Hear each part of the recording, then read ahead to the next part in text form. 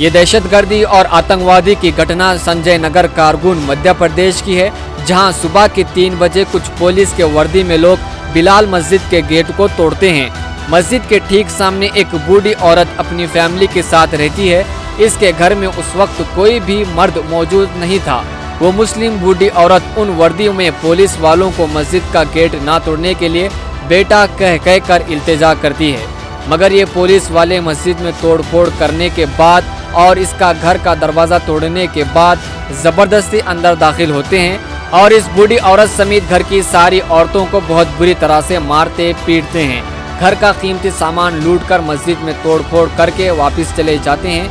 परिवार की सारी खवातीन शदीद जख्मी और अस्पताल में दाखिल है, जिनमें से एक की हालत बहुत नाजुक है।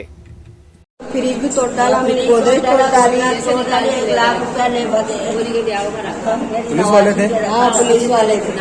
रात की कितनी बजे है? रात की कितनी बजे? 3 बजे है।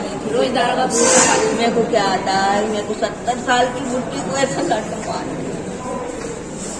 तो देखो भैया, इधर 70 साल की अम्मा को मारा है, उधर 95 साल की अम्मा को तलवार मारी है और सर फोड़ दिया है। क्या है ये पुलिस की दरिंदगी है।